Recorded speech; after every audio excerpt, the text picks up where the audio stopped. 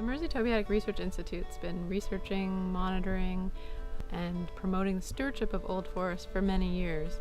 Over the last 3 years, we've undertaken a project with funding from Environment Canada's Atlantic Ecosystem Initiative to undertake 5 different activities. We're interested in ground truthing old forests, developing a database and mapping where old forests exist in the Maritimes, undertaking outreach and education, which includes a conference that we held in Debert, Nova Scotia in 2016, and also undertaking research into policy and legislation that exists to protect old forests in the Maritimes. In the last 4 centuries, little of the maritime Acadian forest has escaped human influence. The best way to conserve old forests is to collect data so that we know where that old forest is. MTRI has developed an app to make collecting of this data in old forests much simpler.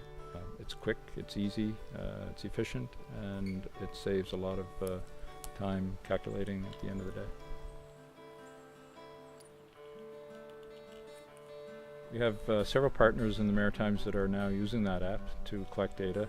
Meduxicag River Association in New Brunswick, the Nature Trust in Nova Scotia, Midway Community Forest in Nova Scotia, and Island Nature Trust in PEI.